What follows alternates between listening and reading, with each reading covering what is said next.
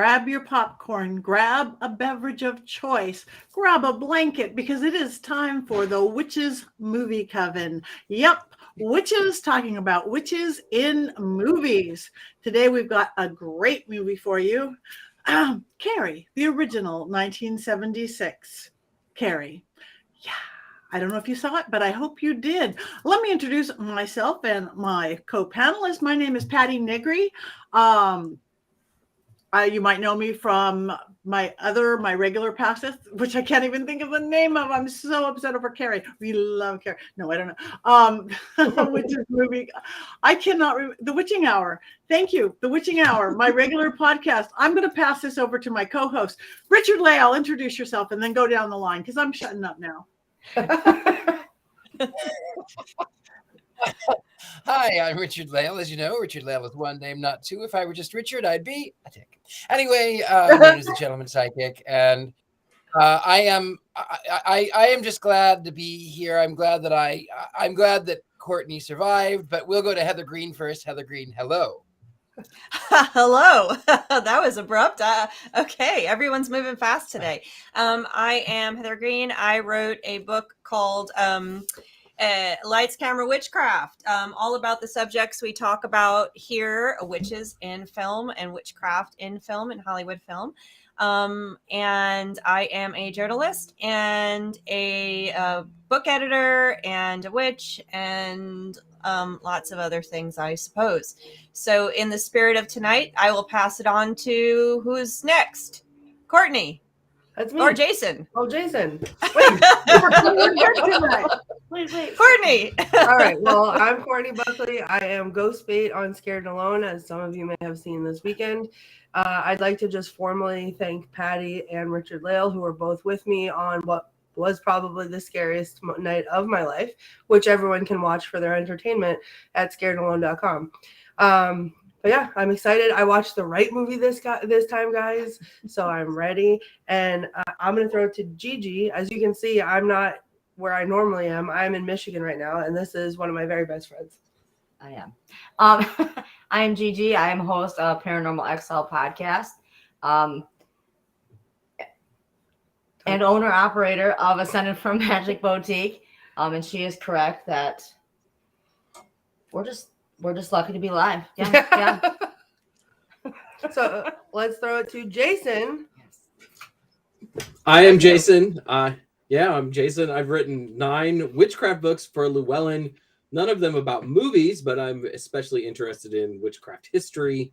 So sometimes I chime in about those things on this show. I also have beautiful blonde hair, which is probably my best feature. It's so good to be back with the movie Coven tonight. All right. Thank you so much. Now that we have all gathered ourselves, you could see how much this movie affected some of us. We can't even talk tonight. But I guess as we normal, let's go to the expert on this to kind of explain to Heather, what is Carrie, the original movie? Do you want to give us a little bit of a background? Sure. Let's put this in perspective. So we're back in the 1970s, just like last week, except last week's movie, which was the beginning of the period of time that I like to call the first witch movie wave, the first time that witch movies became noticeably a popular trend. So that was the 70s, starting with Rosemary's Baby. This is sort of at the end of the trend, and Carrie really sets off a totally different type of witchcraft movie. Those early ones were all about covens and satanic witchcraft and ritual and adults. When Carrie hits the scene, we move into teenage witchcraft movies, and Carrie was so popular that it set off a number of other movies that were similar, about teenage girls having some kind of innate power. To sound kind of familiar like the 1990s? Because it is. This is a trope that is continued periodically through witchcraft waves. So other movies that you might want to look at after this is things like Wes Craven. Everyone knows Wes Craven, the director. Summer of Fear. The Initiation of Sarah, which there was a second one done, and you got to look at the 70s one. There is also another film called The Spell. So there were a bunch of made-for-TV movies that were sort of based on the Carrie movie because of its success. Now, again, I didn't mention that Carrie is the cinematic version of a Stephen King film. So that's where we get that. And the question I guess we can all talk about here is, and I also, is Carrie really a witchcraft movie? The reason I include it is because I say yes, marginally, it is marginally. There is a series of witchcraft movies throughout Hollywood's history that deal with this sort of sense of an innate sort of kinetic power that comes from somewhere, that are marginally witchcraft movies. But the question remains, is it really a witchcraft movie? It's considered one. In most books, when you talk about witchcraft movies, people think about it. Carrie, oh, the witchcraft movie. Is it really a witchcraft movie? So I'll leave you at that. This is the end of the first wave, and it's a fantastic movie, Brian De Palma. And it really started his career in full. Okay, thank you very much. I'm going to go first. I usually go last on this, but I guess I haven't seen it since I was a kid, and I actually totally forgot how disturbing this movie was, how disturbed I was by this movie. I personally think Sissy Spacek was amazing. I actually liked all the characters and how they did it and what they did, but I felt for that girl. So I don't remember going, oh, it's a witchcraft movie, it's about witches. It was just this girl with this superpower who I really felt for. So I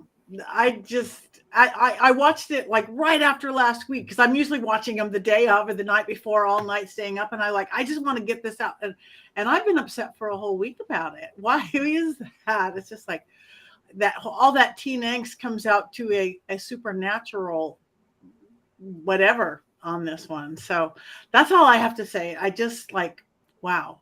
And the shocking of it. I mean, opening up, you mentioned it. I remember Rob, our producer, said last week, he goes, well, a movie won't open like this movie anymore. And no, it won't open like that movie anymore. How standards have changed. I mean, basically, spoiler alert, it's naked teenage girls in a shower. I mean, it's not being sexual or anything, but it's like, it's nothing you'd see on TV now or movies. So anybody have any comment on that one or that next? I agree. It wasn't sexual, but it was very shocking to see what is ostensibly a 17 or 18-year-old group of girls in this. I mean, I'm not a Puritan, but it made me feel I mean, yes, it's a shower scene. Yes, they're all in the locker. I get it. Yes, I get it. But it was a little shocking to see that in the beginning. That's what I have on that. Yeah, I agree. I feel like, I think I said because we just watched it right before this, and I think I said to Sarah, I'm like, they're always making me watch these movies with naked people in it, and it makes me sound like a prude, and I'm not a prude, but like there's so much nudity right now in my face, and I wasn't expecting Just it. boom. Yeah, just all of it everywhere, right in your face. I pulled some quotes because you guys had the last time. And there was more in this one that I was like, whoop, gotta write that down. Whoop, we need a t-shirt of this. My favorite one that I've been saying all night was, the first sin was intercourse, like all night. Not the whole movie. It's great. I just kept yelling it. And then when the mom was like, she's like, eat this or whatever, and she's like, I can't, it'll give me pimples. And Carrie's mom says, pimples are the Lord's way of chastising you. And I was like, whoa, God must hate me. Like, and then the last one, and I will say this forevermore, because I will call it nothing else, but when she puts her dress on and her mom says, I can see your dirty pillows. We really enjoyed that one. That was I've seen the movie pretty much like my whole not my childhood, but my teenage years up. So it was her first time seeing it. So like I'm watching it and her reactions were just phenomenal. Like I should have been recording the whole thing. Nothing to do with the movie, just her face and her reactions. It was great. Yeah, and I have to say, like, I'm not a victim blamer by any means, and I don't like victim blaming, but those kids had it coming, and I am totally on Carrie's side, and I wish that, she would have won in the end, but that's where I'm at. My wife had been using the term dirty pillows for years, and I had never seen this movie until Monday, and now I know where she gets it from. Like, it's just influenced my wife super greatly, and I had no clue, so very enlightening for me in so many ways. So, Not a fan of that opening. Yeah. So, Courtney, I guess you don't want the scared and alone to be scared and naked.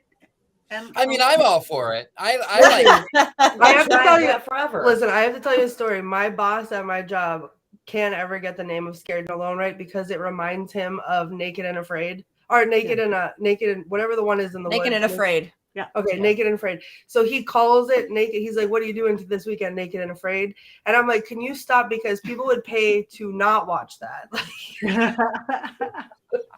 And then it's like a constant conversation. So no, I would not like that.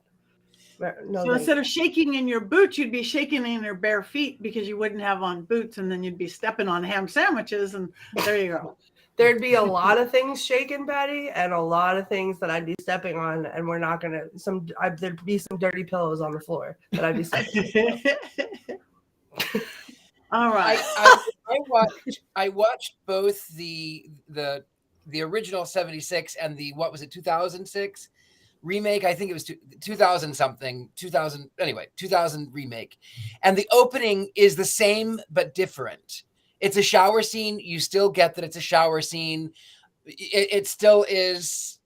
You still get that teen anxiety, but they get out of the pool, so they're all still in their swimwear. So I think it makes sense.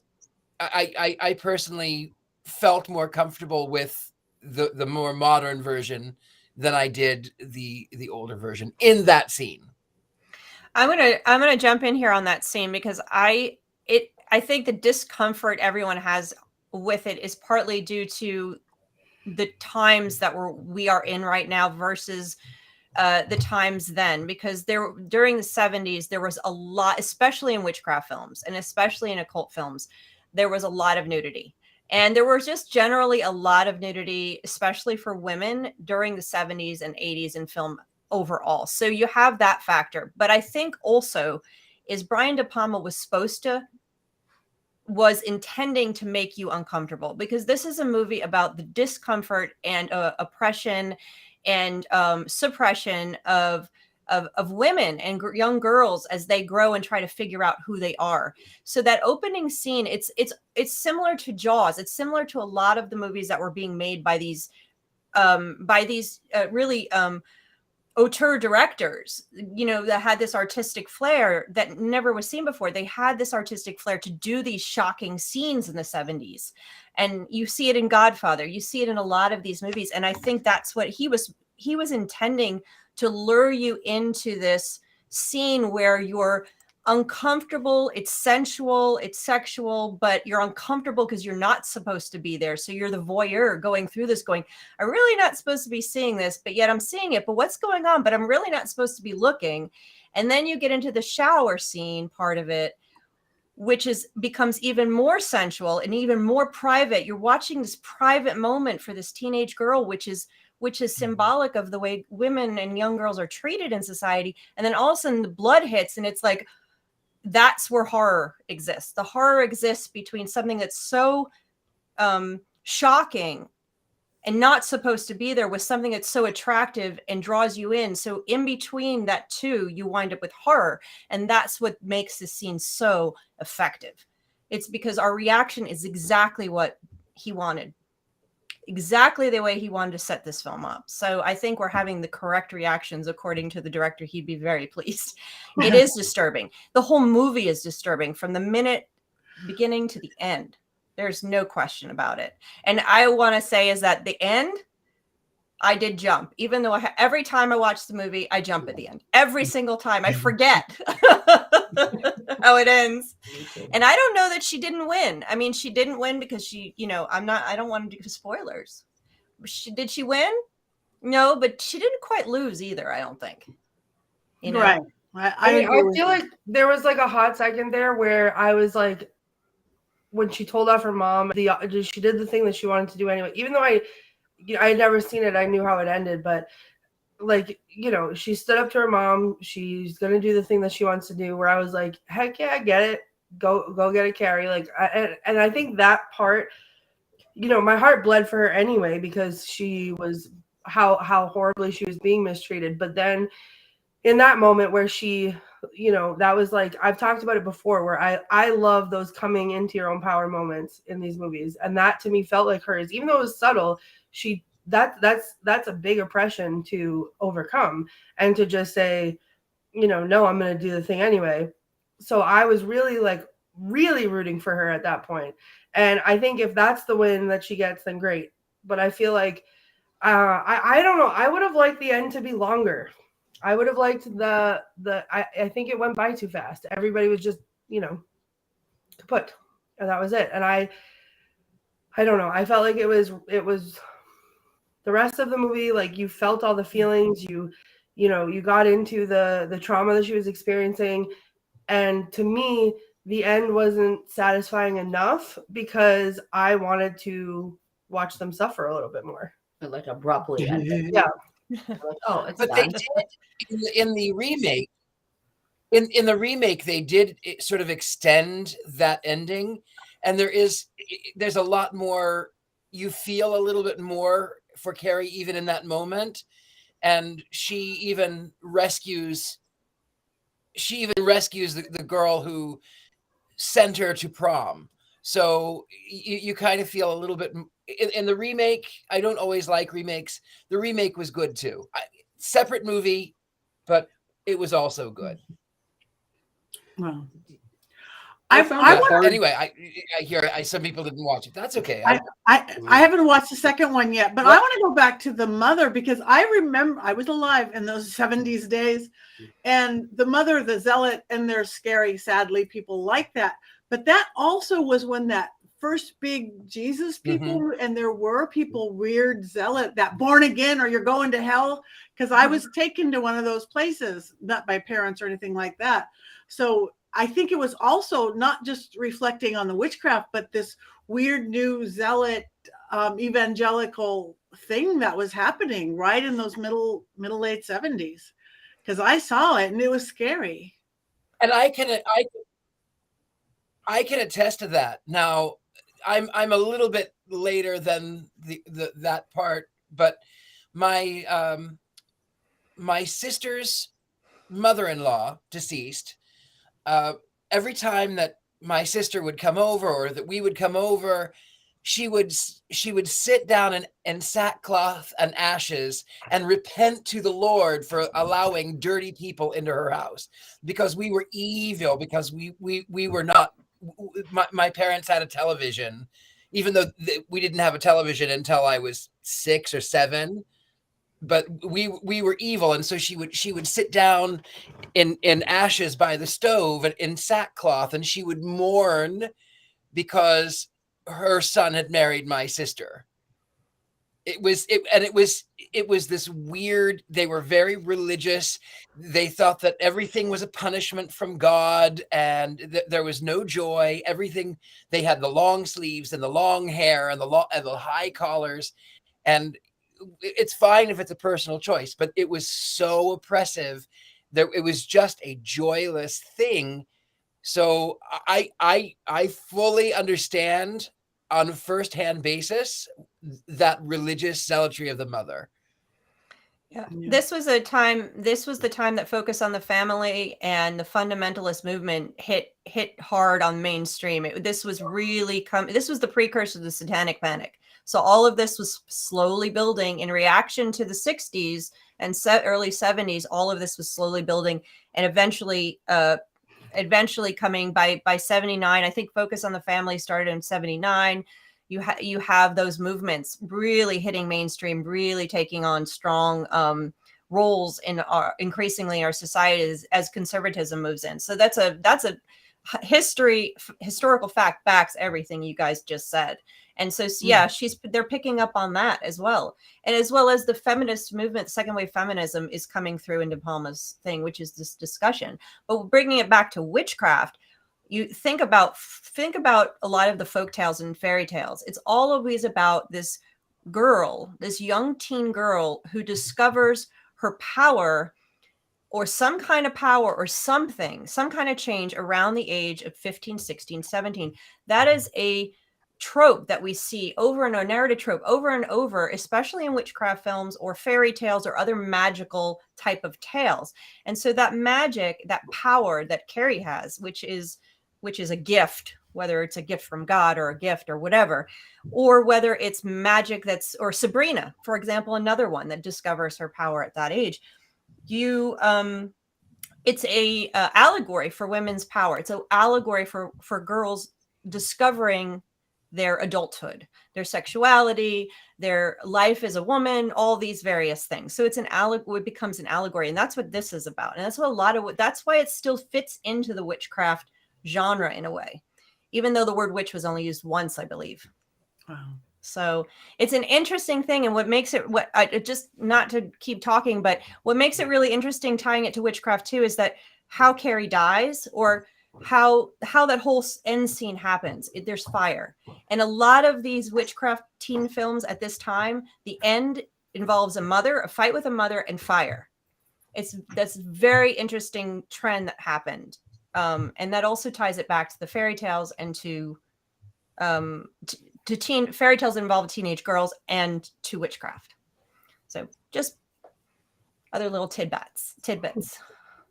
Well, and I think also for me, on a personal level, on a personal level, also why it ties to witchcraft is because it's this innate thing that comes within her, and she wasn't trained; she just knew it, and it skipped her mother. Her father had it too, but it skipped her mother. The grandmother had it, and maybe it didn't skip the mother, and maybe that's why she went to the opposite extreme, because in my instance, my mother was Cherokee, my father, they were French and English, but witchcraft was in my family for hundreds and hundreds of years, and we were completely very religious, and the Bible says to suffer not a witch to live, and that you wouldn't have powers. And my mother, when she was she had telekinesis. She could make pencils move, and she could transmit her thoughts into other people's heads. And it was what she did. And she did it as a defense mechanism. And so she worked for Zenith a long time ago, making television tubes or whatever. And people would come to her and they would ask her what she knew. And she would say, oh, well, this is what's going on in your world, and da-da-da-da-da-da. Well, and that was fine. Everything was fine until they started calling her the witch. Now, my mother was completely religious, completely Christian, completely afraid of witchcraft. And so she herself, out of fear of being called a witch, she went, no, I don't do that. I don't do that. I don't do that. I don't do that. And she shut down her abilities because she was so afraid of going to hell, as what she was told. So I think in the film, the mother very well could have had some sort of kinetic power that she had shut off out of fear.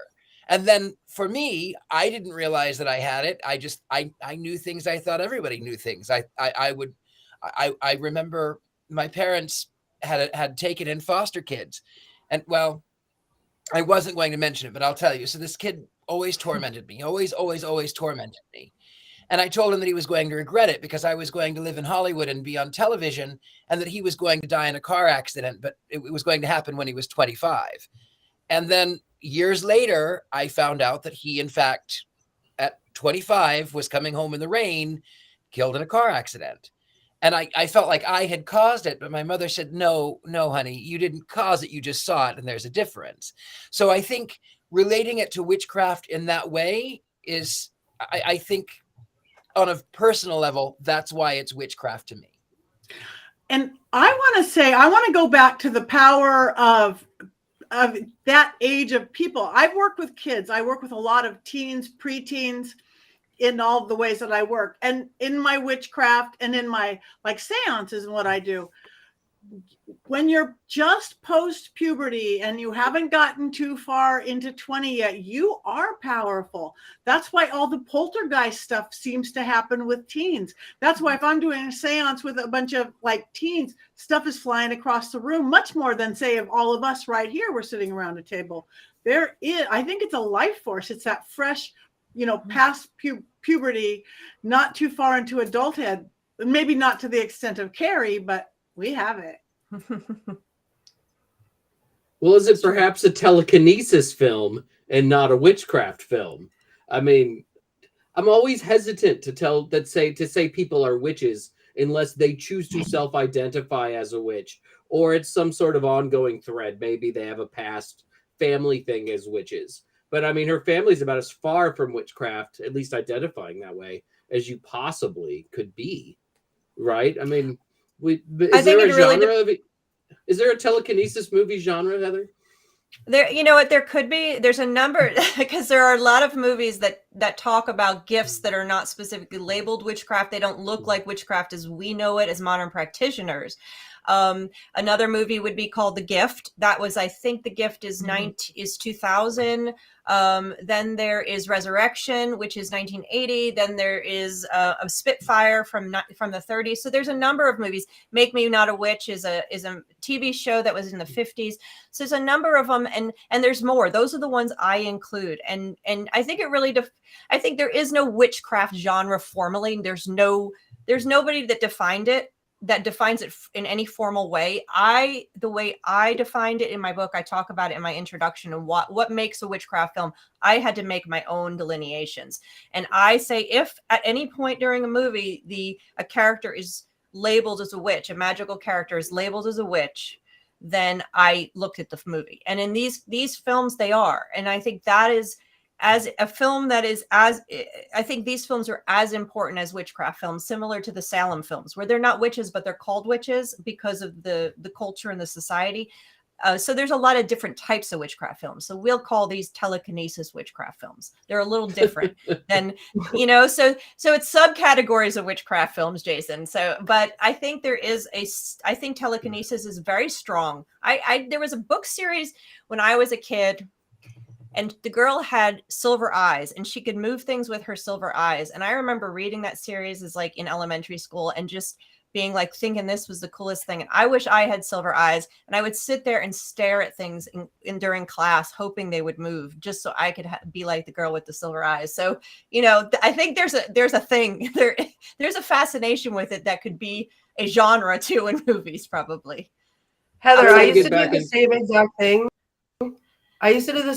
thing. But I would pretend that I had the Force. So can we categorize Star Wars as witch movies? Because no. I that way. But no, like, see, I get that. Like that, I had a trouble with this too. Like watching this movie, I could not understand how this was witch or witch adjacent. It was interesting, but then I got it when the mother witch, and I was like, oh, okay, like. Yeah, right. and then it made sense as to, all of these things. It made sense to me in the way of like the Salem witch trials, where like they were doing all of these things that people didn't agree with or didn't understand and were labeled as witches. So like that's how I, in my brain, got there. Right. And the first, at the beginning of the century, at the beginning Hollywood, the center of Hollywood's, at the beginning of Hollywood's history, in the first 2 decades, most witchcraft films, there's no actual witchcraft. It's herbalism. It's an old woman who lives alone. It's a young girl who's not behaving and won't marry the rich guy. So most witchcraft films in the first couple decades are very much this. Or they have, or like Spitfire in the 30s, Katharine Hepburn, she has a power from God. She can cure babies, and she's called a witch. So most of these films are more like that Salem story until you get later, when you start to get the fantasy and you start to get the ceremonial stuff in the 60s and 70s.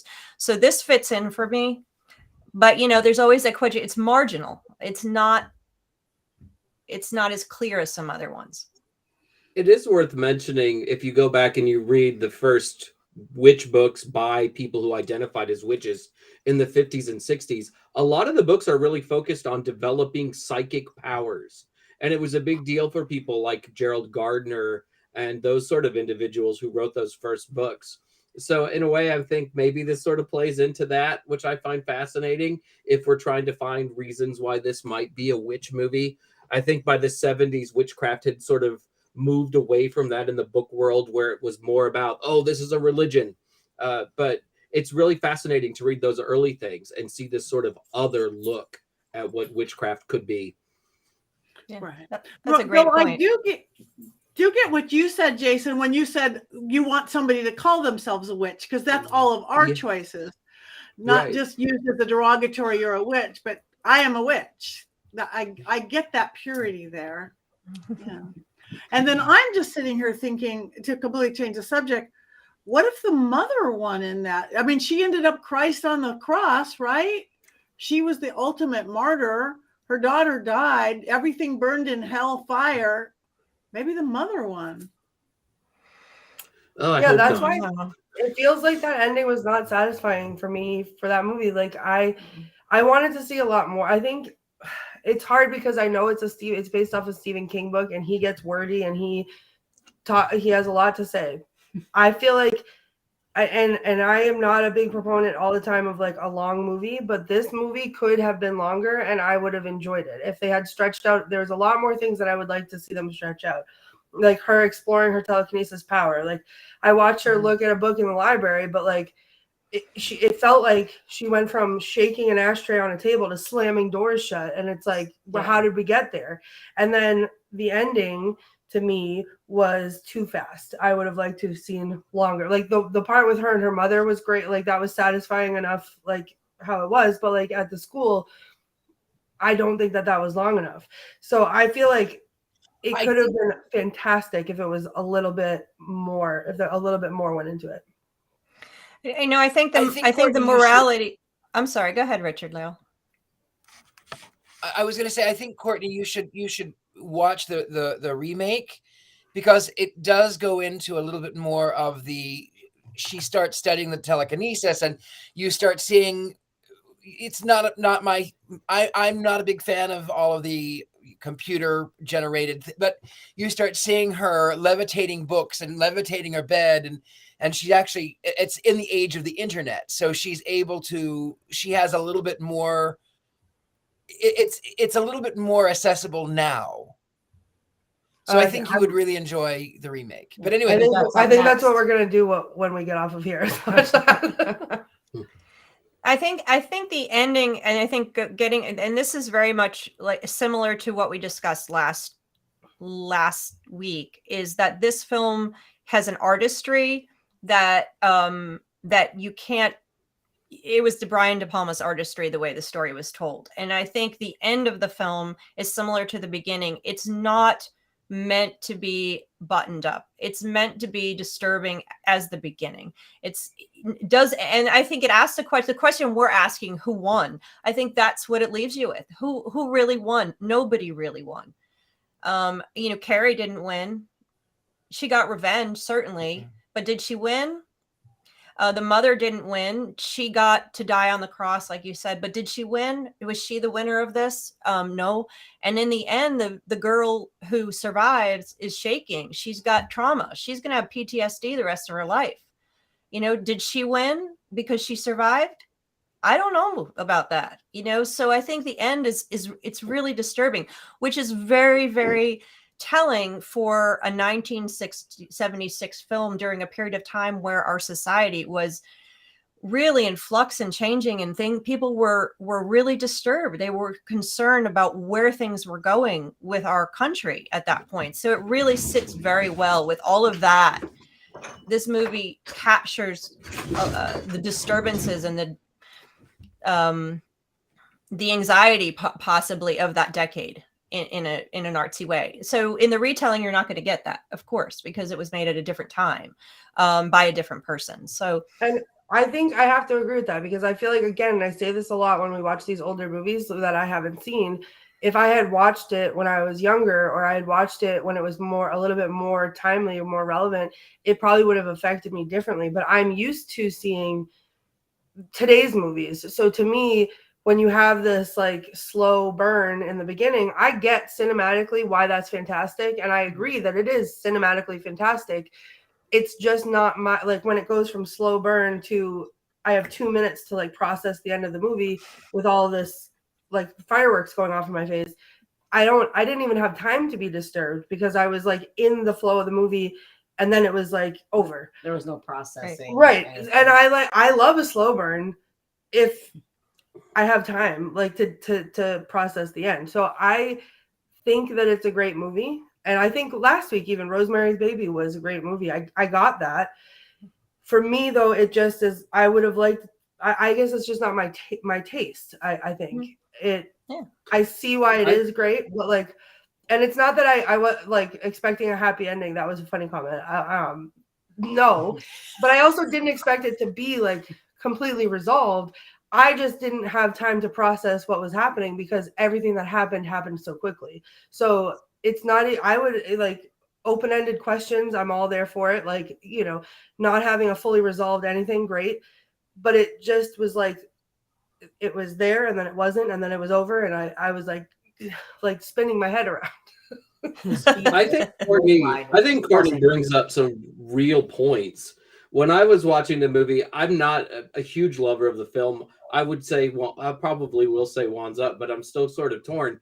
There's some really weird pacing choices made in this film.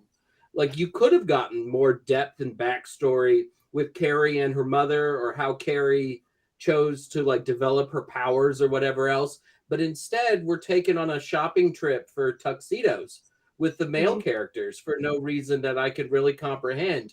And then there's a scene in the film where the girls are being punished for taunting Carrie in the opening scene, and they're made to like have a really hard PE class, and it keeps going on and on and on, and it could have all been explained in about 90 seconds. You know, I think that there are little issues with the movie in that sense, and I think Courtney brings up good points. Well, thank you, Jason. I also have to say, it took me, because again, I think it was just time of processing, and I slept last night, so it's not me, but I did not get that the girl that helped, that like sent her to prom, like I thought she was in on the whole thing, and then they're at prom and suddenly she's horrified that this is happening, and I think I missed stuff because I was too busy trying to figure that out. To me, that wasn't clear. Like, you know what I mean? Like it's I don't know. Watch the remake, and it will fill in those holes that you are looking for. That I won't spoil it. I mean, it's the same film, but it's not. I think because it's a more 2016. I think it's a more modern retelling, and so with a more modern sensibility, you'll understand a little bit more. And because of modern technology, it'll also make more sense to you. I like it. I'm going to do it. Yeah, the pacing of movies watch the remake. The pacing of movies from decade to decade, changes, and the directors change, and the styles change, and the technology changes, and we change in our ways we watch stuff. So it becomes difficult. That's why it's so difficult for people to watch films from the 20s and 30s, because the pacing and the way they did them were different, and we're not used to them, as well as the social and cultural context clues that we just completely miss or are offended by. In some cases, there's movies that you'll watch that were super popular, and then you need to take a shower after because they're extremely offensive, but they weren't then. So, there is a lot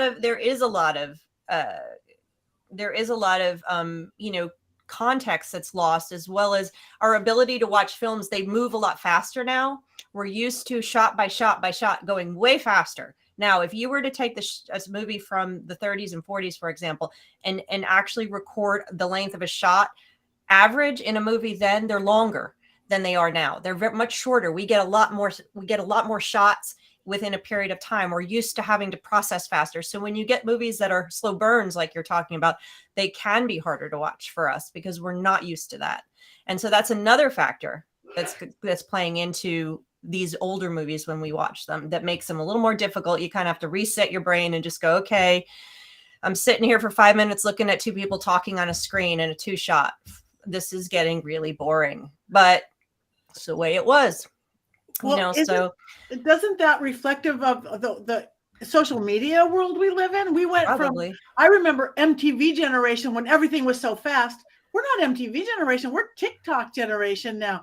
My best videos are supposed to be under 15 seconds or 15 to 20 seconds. So the whole world has sped up like that. So I could see that, because for all the years, MTV generation, everything moves so fast. MTV is snail's pace compared to what life is now with Instagram and TikTok and Reels and 30-second shorts. You tell a whole movie in 30 seconds. Yeah, it's amazing, isn't it? It just, and you watch some of these things and they just flash by in your eyes and you're like, oh my goodness, I know what just happened. How is that possible? Because they just flash.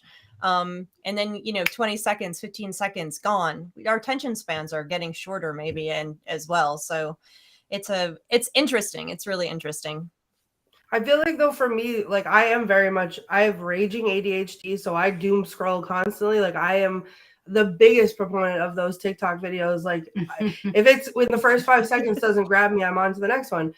But that, I feel like, should help me watch the ending of a movie like this, where everything happens, like, all the all they cram into like 3 minutes. And I still, like, could not. I think I was in that slow processing. I was in the slow processing, and then it was slow processing, and then boom, there you go, firework finale, and then it's over. And I was just like, wait a minute, let me go back and watch that 4 more times because I missed a lot. You were actually waiting you were in the slow burn because it was moving slow. You're like, I got this one, and then then it sped up on you without warning. Right. I love the clothes, though. I must say, we're really looking at the fashions of the 70s. The tuxedos. Come on. Those are terrible. Those are bad. They were so.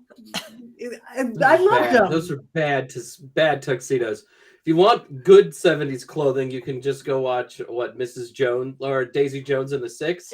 That's the epitome of 70s clothing. This is sort of like, oh, I can't believe somebody put that on 70s clothing. But that was the 70s clothing. That is what kids wore to prom, Oh, it broke my heart. So sorry, go ahead. No, just mistakes were made. Were made. That's all I'm saying. There was so much of that. I was so in my feels in that movie too, because like dealing with bullies for me, dealing with bullies for my kid, like I could see all the times where it was like, that went too far.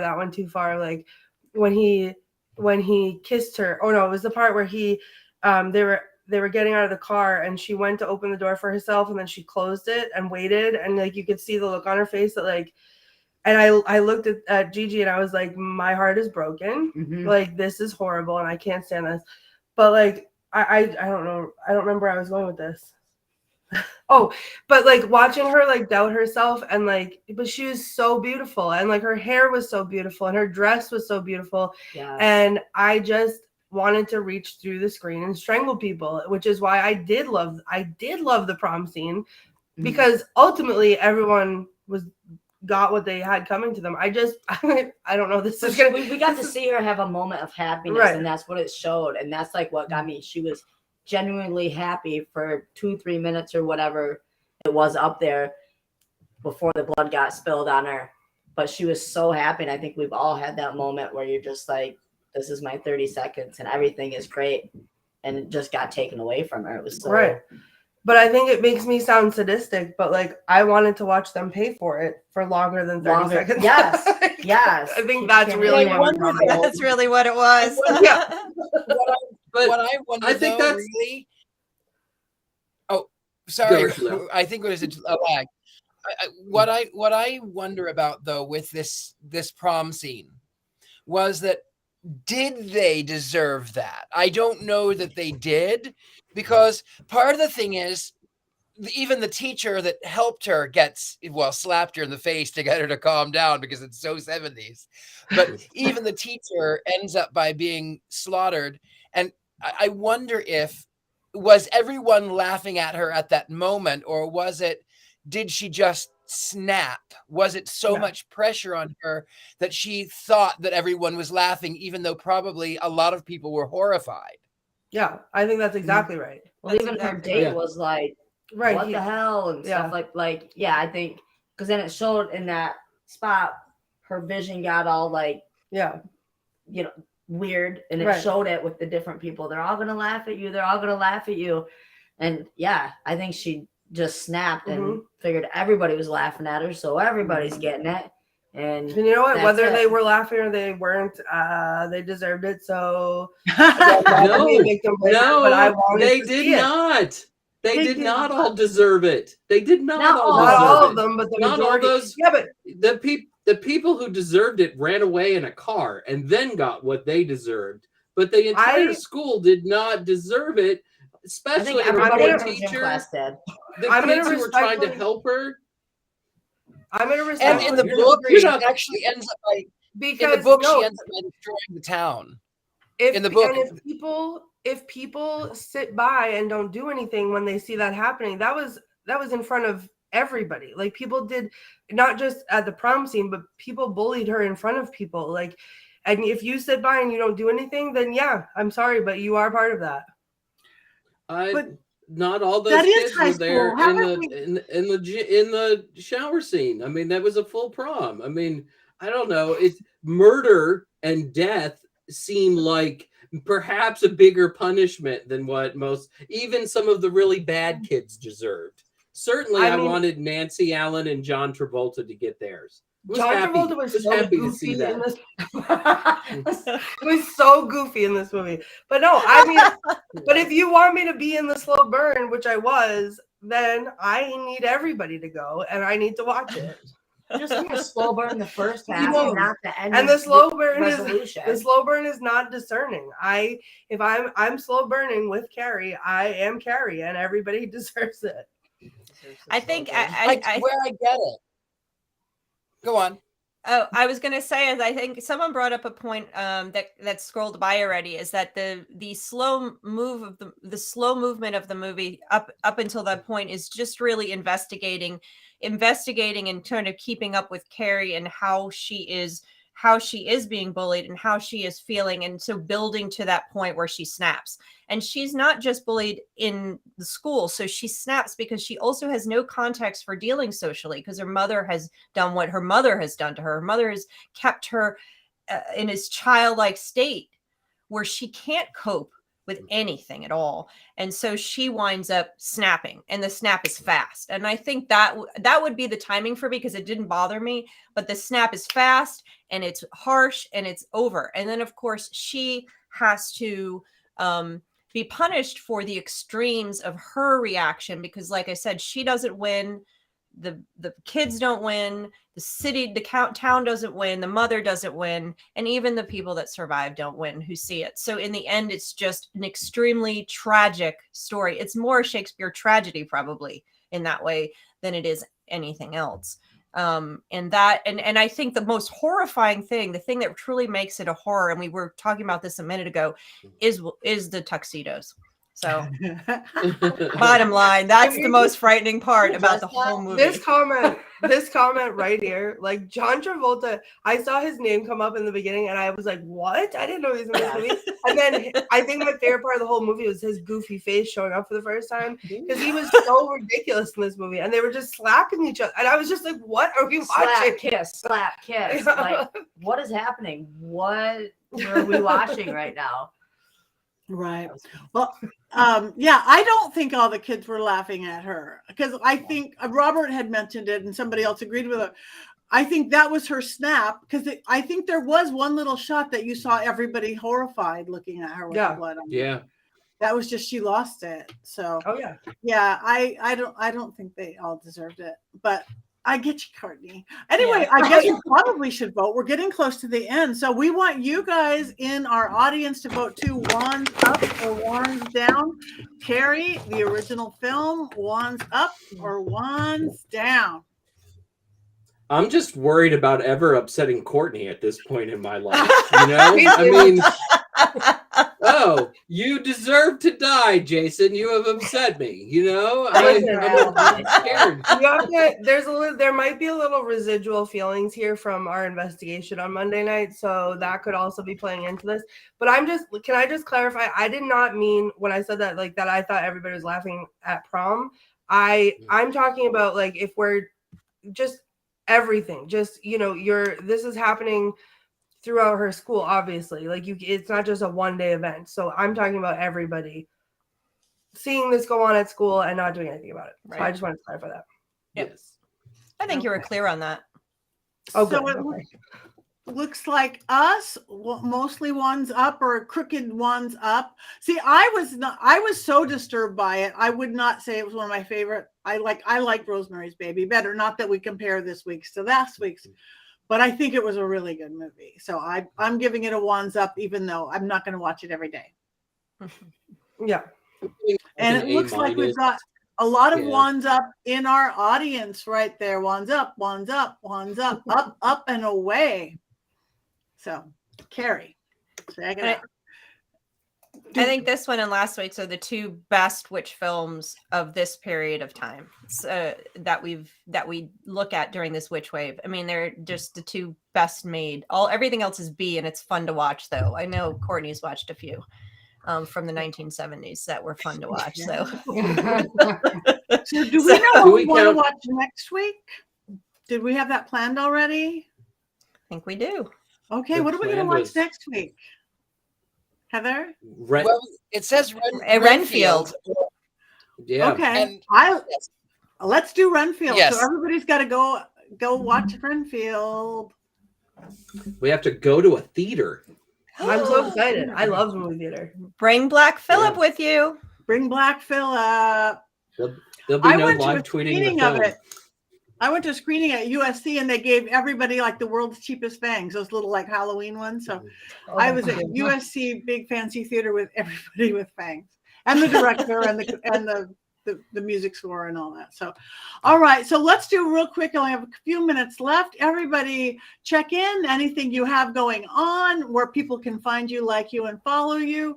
Let's start with, Courtney and Gigi, since you're there together. All right. So I'm Courtney. I am Ghostbait on Scared and Alone. You can catch up on what we've been doing the last couple of days at scaredandalone.com. I am at the themes, all my personal things on various social medias. I've been posting pictures and stuff. So we've been on a haunted road trip. We investigated the Boyd House in Minnesota on Sunday. We investigated the Villisca Axe murder house on Monday in Iowa, and we investigated the Allegan County Jail and Museum last night. So it's been a long time. It's been a long couple of days. We've traveled. I've been in 11 states in the last 3 days, which is more than I've ever been in my entire life. So that's very exciting. And so basically coming up, I have going home. I have a 13-hour drive home. I'm going to drive home in a couple of days and rest forever and ever and then go back to work. That's me. All right. Thank you. And Gigi, thank you for joining us. Yes, thank you for having me. Always a pleasure. I'm Gigi. I am host of Paranormal XL podcast and owner of Ascended from Magic Boutique. And like Courtney said, after our long road trip, we are going to rest forever and ever and ever. And watch the new camera. Oh yeah, it'll be fun. All right. Richard-Lael. I am Richard-Lael. That's one name, not two. I'm easy to be found. And you can find me anywhere the Gentleman Psychics are sold. And Instagram, Twitter, not Twitter, not there anymore. Instagram, anyway, social medias of social. I'm all over that. I'll also be in Boston for SatanCon, and that will be fun. Also, you can find me at universitymagicus.com and Scared Alone. Yes. All kinds of things. I'm everywhere. He's everywhere. He's everywhere. Maybe there's 2 or 3 of him. All right. Jason. I'm Jason. I'm going to be at the Florida Pagan Gathering in the state of Florida next weekend, and then staying home for 2 months. And I'm very excited about that. Thank you very much. And Pan Monkey on your social medias, most of your social media, right? Not Monkey, though. That would get me into trouble. It's usually Oh. Pan Mankey. See, now I'm gonna have to all like be Carrie, and I've been bullied now on the show. Mason, I support you. I support you, and your feelings are valid. I'm sorry. I'm sorry. It's been a Okay. long few days for all You're of us. not the All first, right. and you won't be the last. We will move on. Okay, Heather. Hi, I'm Heather, and you can find me on my website, and all my socials are linked there. They're slightly different, but I have Instagram and Twitter and Facebook and all that stuff, heathergreene.net. And I am going to be live and in person at Mystic South Conference. It's a mystical and pagan conference in Atlanta in July. And I am on the board. So we are busy planning really great stuff. Full 3 days of conference goodness, magical stuff and witchy stuff. Other than that, I am, as usual, working with my great witchy authors every day. And I have a couple new articles up on Religion News Service. So please go over there and you can see some on pagans and witches. I cover occult, paganism, witchcraft, and all the things related for in Religion News. So please, I have a couple of new articles up this week and a few more coming, really good ones. So check that out. And I think that is it for now. And if you really love watching movies, I'll just throw my book up. And then you can follow us and read. And then you'll know what I'm going to say too. So maybe you shouldn't read it first. It's a big, beautiful book. Everybody should have Thank one. you. It's a big, beautiful book with lots of information. Thank you. I am Patti Negri, and I do have another show called The Witching Hour. I'm the author. My book is called Old World Magic for the Modern World. PattiNegri.com, where you can get to all my correct social medias. So check out the Witching Hour drops every Monday. Always join us here and tell your friends about us here. And then you also want a little bit of merch, because we don't have our blankies on today, but you can get this movie. There's the blankie. She brought it on her road trip. I traveled with it. Witches Movie Coven merch. That is a big wrappy blankie, and Has a you can hood. get t-shirts and hats and caps and mugs. And from there, you could also get to Scared and Alone. If you just go to Mystery Control, you could get to Scared and Alone merch and you could also get to Patti's spellcasting and my new phenomenon, just launching, Patti's Power Panties, because everybody needs a little magic in their pants.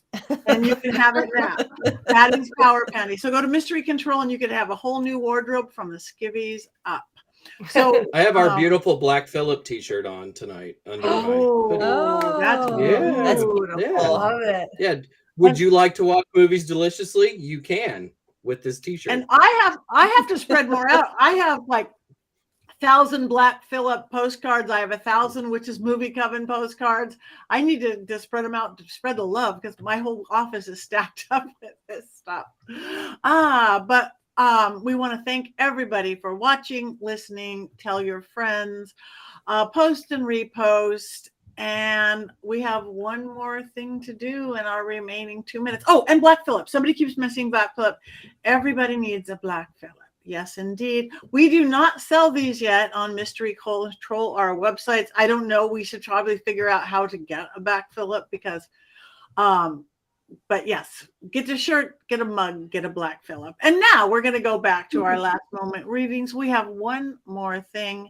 Join us in everywhere, because what do witches do? We cackle. 1, 2, 3.